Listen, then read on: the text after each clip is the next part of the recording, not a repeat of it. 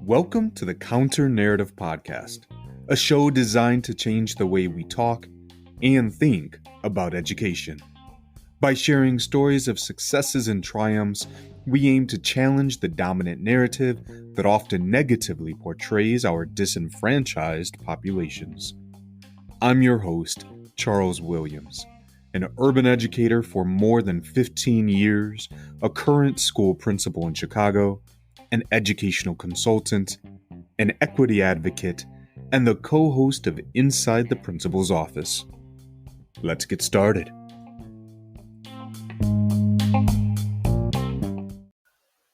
Hello and welcome back to the Counter Narrative Podcast. Guest, you are in for a treat today.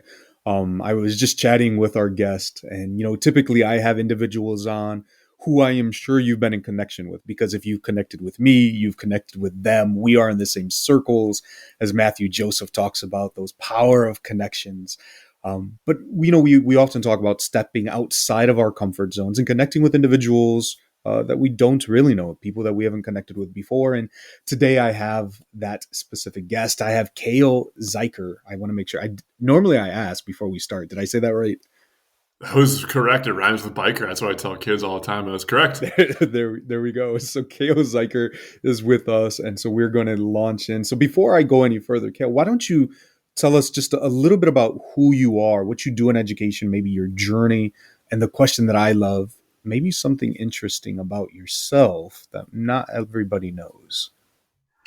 Yeah, sure, Charles. So again, thanks for having me on. This is a unique opportunity for me and one that I'm ready to dive into and try out. So I appreciate that. I've always known that I wanted to be a public educator for as long as I can remember. I'm so fortunate to come from a family of educators. My dad was my hero growing up. He was a high school English teacher. And from a very early age, I wanted to be like him. And so I went into that role, and along with a lot of other teachers that I had in my life that really just provided some great mentorship and just really just beacons of being role models. And I saw that the influence and the impact they had. And I wanted to be like them. I wanted to emulate that myself, both as a teacher and as a coach as well. So I went into that. I got my undergraduate degree in English education. So I was certified to teach middle school and high school English. And, after I student taught, I tell people this a lot, I student taught in the fall. So I student taught in the fall of 2015 and finished my student teaching just after winter break. And that was a wonderful experience. But I would say the best experience I ever had, and the experience that helped me grow the most was substitute teaching. And I don't know if you had that experience as well, Charles, but substitute teaching was the one where I knew that this was the place for me. I will say I subbed in a kindergarten classroom for like 20 minutes because I was actually just covering. And so never again was my lesson there. And a huge appreciation for all kindergarten teachers. I don't know how you do it. But yeah, so that was the only time I subbed. So maybe if that was all I did, I probably wouldn't have been an educator. But thankfully, I was already in the classroom at that point. Yeah, it was a trip, but it was such a positive experience. I subbed so much in that second semester. So in the winter spring of 2016, I eventually got hired as a high school English teacher in Holman, Wisconsin. So it was about 10 to 12 miles north of La Crosse, Wisconsin. So La Crosse, Wisconsin is about 50,000 people on the Minnesota-Wisconsin border, just along the Mississippi River. So I taught there, and in the middle of my third year teaching, I had some people really influence and empower me to get a master's in educational leadership. And I knew that I wanted to get my master's degree in something. I was ready to go back to school after, my third year teaching. I'm a lifelong student. I really am. And I love to learn and to collaborate with people and just be on the cutting edge of things I'm passionate about. So I knew I wanted to get a master's degree. And that one seemed like it was really, really based on like philosophy and, just discussion based, Socratic based. And I was really into that. And so I followed that. I started my master's degree at Viterbo University in Educational Leadership. And about a year into that program, so man, it was about a year and a half ago now, but a year and a half ago, those same people who really empowered me to get into that program then empowered me to start applying for positions. And I was like, what, You're like, wait, what? again, sometimes you need other people to believe in you before you can believe in yourself. And I'm definitely a product of that. And those people, I am in such a debt to them for empowering me and really putting that confidence and competence inside of me. And so I did. I applied for a couple positions, and it was a phenomenal experience. And basically, I ended up in the position I am now as the middle school and high school principal in the North Crawford School District. So I live about 45 minutes south of La Crosse, and then our district is about 15 miles south of where I live. So we're a really small, rural Southwest Wisconsin school district. K-12, our population is probably about 440 Oh, students. wow. In the middle school and high school, I have about 220, 225, and about 21 teachers in the middle school and the high school. So that was really my journey, and I've loved every single step of it. I have so many people to thank, so many people so many great influences I've had to empower me, and then in turn have really sparked my passion in empowering others, whether it be students or other colleagues in education. Nice. I love that. I always find it interesting when I talk to somebody, right? You mentioned, the size of your district, right? Like, Chicago, 300,000 students, right? Yeah. Just a ginormous district. And yet I'm sure that as we have our conversation, there are going to be parallels and understandings. Mm-hmm. And, it never seems to matter, right? Necessarily the size in those areas. And I will say this to your father, right? Like, I was wondering where you were going to be like, was he going to be like, no, don't do it. It's crazy. Uh, my daughter, my youngest daughter, she at one point wanted to be an educator. And, I was like, yeah, like if that's what you want to do, by all means. Meanwhile, when I was going into education, my former teachers were like, are you crazy? Like, no, you bet, go do something else. I didn't listen. Obviously, I'm here, but thankfully, your father supported you on that journey, and thank you for staying in education. Appreciate it. Yeah, I owe a lot to him, and that's a that's a tough subject to broach with students because I try to empower a lot of kids to become educators, um, and it's sometimes you get people in our profession who almost actively fight that, actively fight getting young people into our profession due to financial reasons or to stress burnout, but I don't know. I think it's the most noble profession out there, and I think we have to recognize noble people early on in their lives, and people who are just willing to do the good work, the hard work, the noble work, because it's our work. No, absolutely, absolutely. So I appreciate you doing that. You're right. We need good people, and we're seeing that more and more every single day. And so before we jump in, I just want our listeners to know. So as Cale and I were having a conversation, this is his first time on a podcast. So very excited to have you. Like, this is your exposure into it. So at the end of this, listeners, Cale obviously will share where you could reach out to him and get in touch with him. But definitely looking forward to you sharing your story for the first time in this space. Yeah, thanks. So Oh, you did ask about like a fun, interesting yes, fact. I yes. did Sometimes write one people down. leave it So, out, and I don't want to yep. pressure, but I'm at fault for that too. I get so passionate about things we talk about in our profession. I just forget about those little tidbits. I'm an avid Tony Hawk video game fan. So I all don't know if right. you're familiar with any of the Tony Hawk video game series, the Tony Hawk Undergrounds, the Tony Hawk American Wasteland. I'm a huge fan of all Tony Hawk skateboarding games. But that It's a very interesting fact. are you a fan of Tony Hawk or just his games? I'm a fan of Tony Hawk as well. I went Okay. through a phase of my life where I thought I was like this punk skateboarder dude, and yeah, I played a lot of his games, listened to a lot of his soundtracks, and just really kind of vibed on his upbringing too. Nice, nice. Well, if you don't know, I'm going to have to connect you with a principal colleague of mine, Michael Earnshaw. He is a co-host of the Punk Rock Classroom podcast, and he rides his skateboard around his school. So, gotta connect the two of you.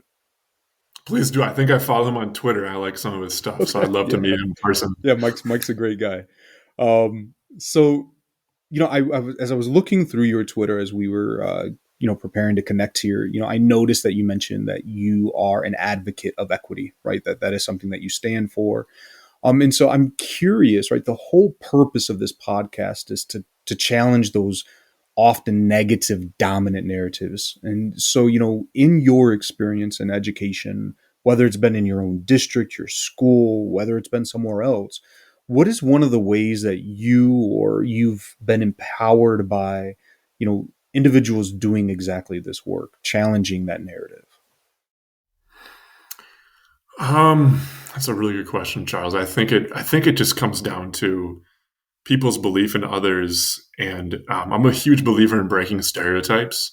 Um, I'll give you a quick example from that I lived in my own life. So you don't know this because I'm sitting down, Charles, but I am 6 feet 9 inches. Oh, So I'm 6'9", I'm pretty glad you're deep sitting voice, down. I'm like five right? eight. Yeah, athletic background, all that stuff. So people naturally stereotype, right? Yes, I did play basketball, all those things, but people would naturally stereotype me as an educator as well. I subbed like 75% of my days in the elementary, a lot of it in kindergarten and first grade, and people would not believe that I could be effective Hmm. in that because I was a male, I didn't, just all the traditional archaic stereotypes, right? And so when it comes to equity in the classroom and in education, I think the more that we push students to break those stereotypes that people put on them, I think the better we can be. Now, I think we also have to be aware of the stereotypes that are put upon ourselves as adults too, because there are stereotypes of teachers, and some people play into those negative stereotypes, and some people are able to recognize them and actively try to break them. So when it comes to like students, I try to push, empower, and help students see themselves as scholars. I think that's huge. I'm learning that a ton in my current district. It's a super rural district. Rural poverty is a real thing for sure. And I see that daily. 70 to 75% of our students come from a disadvantaged home economically. And that idea of them being a scholar just isn't something they've ever even thought of. And so it is. It is a task every day to empower those kids to see themselves as scholars, but at the same time, helping our staff see them as scholars too. And I think that can be intimidating at times because so many times in education, people are used to those type of students failing Hmm. or not meeting the benchmark or not meeting proficiency. And I'm a big believer in the phrase that students will rise to the bar that we set for them. Students will rise to the expectations that we set for them. And if we set the expectations super low, we might in turn think that that's being equitable because that's all that they can do. But we're just creating a false pathway of success, in my opinion, when it comes to equity. If we're truly about equity, we're truly raising the expectation to a level that all kids can succeed. All kids can reach that potential. We just need to believe in them and have the belief and confidence and competence in ourselves as educators to help get them there. I think that's a large hindrance a lot in education, is that I think sometimes as educators we forget to believe in ourselves and believe in our own ability to get kids to those places that will help break down those equity barriers. So, Cale, you mentioned something that I often talk about when somebody says, well, when you're going through an equity journey, right, what are things that you could do? And the very first thing I talk about all the time is reflection, understanding who you are, how you show up. And so I really appreciate the fact that you mentioned that educators need to recognize not only the stereotypes that are on their students, but that are on themselves, that they're placing on themselves and that they're placing on students. Yeah. And so I'm curious, as an educational leader, how do you help your staff with that process? Like if you've recognized, hey, you're the one putting these stereotypes on students, or you're viewing yourself in a way that doesn't match right with how I see you. What are some of the ways that you help them through that reflection process? I think it's empowering. It's empowering them. Like this. I was just talking to someone about this yesterday. The biggest change that I've encountered from the classroom teacher to an educational leader as a principal is I've just been used to empowering students and stopping that at the door. My job is now to empower students and to empower other staff members, some 15, 20, 25 years older than I am. And that is a monumental task, one that I take on every single day willingly, and I'm very excited to do that. Um, I think it's showing teachers the strengths that they have, rather than focusing on the negative, not the negative, but the areas that they could work on, right? Because no one ever really wants to talk about that innately. Not many people want to talk about their areas of weakness. But I think focusing on the strengths that people have and showing them the success that they've had with a couple students, then pushing that discussion and turning it into how can we emulate that with 7 more students? How can we emulate that with, if we have a class of AP English language with 6 kids in it, you're doing really well with these kids and your data shows that. What's the next step now? How can we now integrate and get some of those students into our class that may not be in there stereotypically, right?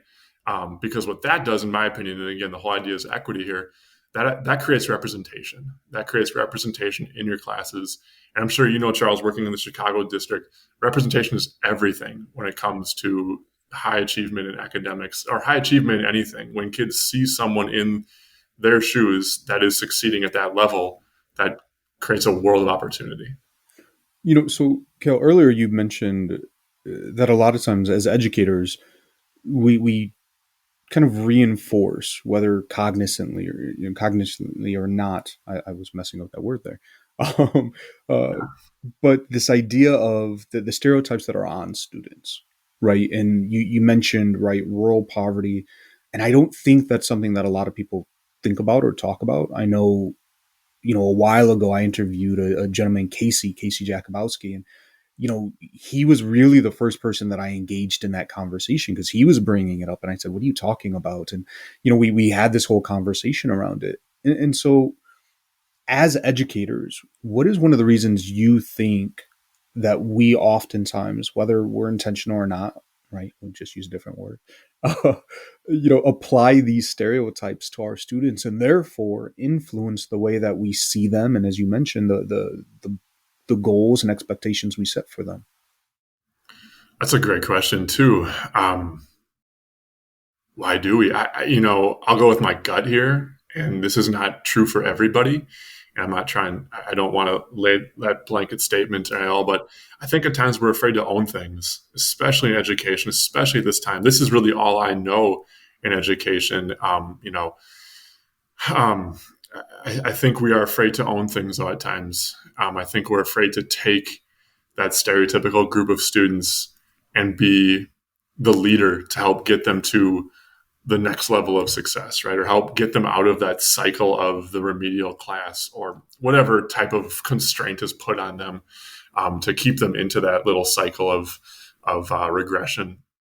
So I think it takes ownership. I think it takes educational leaders who can communicate with their staff that it's okay to take risks and it's okay to fail.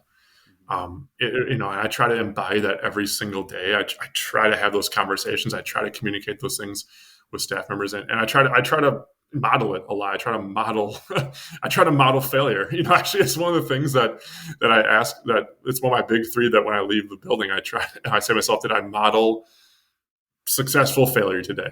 Because by doing that, it meant that I took some ownership. It meant that I was willing to take risks.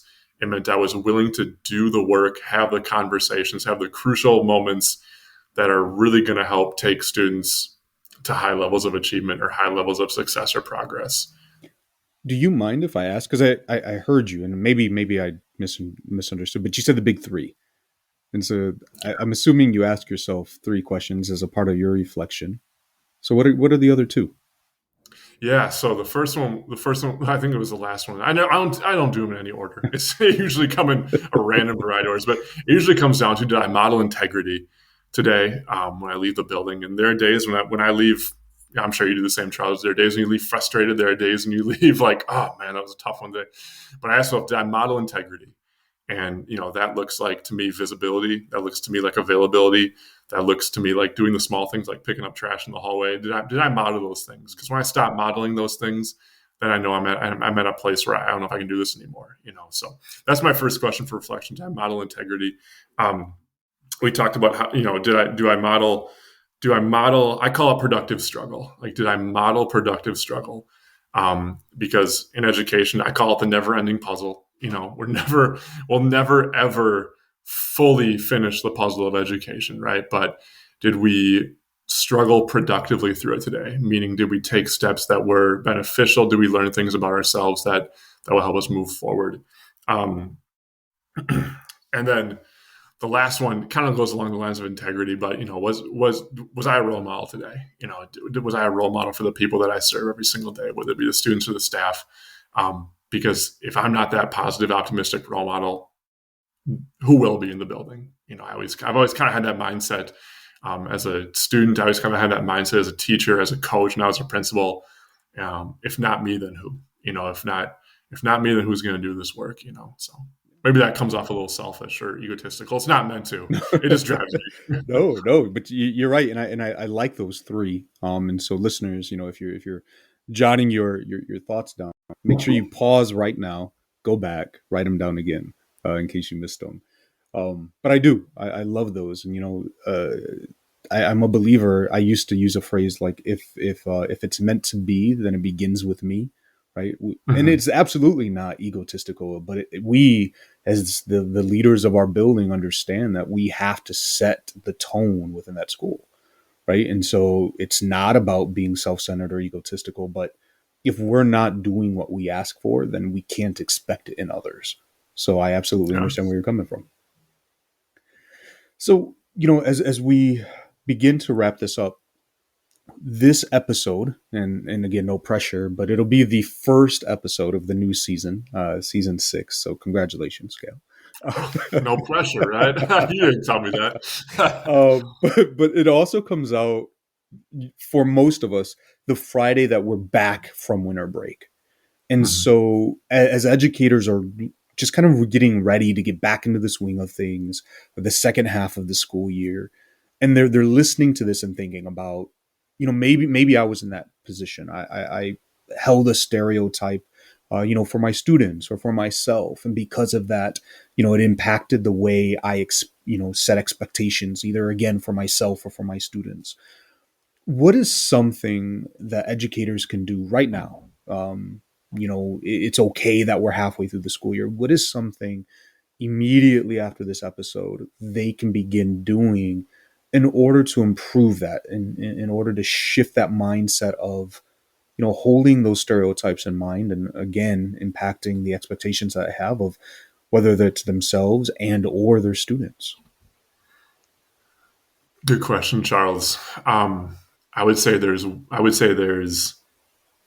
one thing that they need to make a habit in their daily life, and then one thing that they can start like tomorrow. I mean, they can start both of these things tomorrow, but one needs to continue as a habit. And I would say the first thing that needs to continue as a habit is you need to really check your visibility.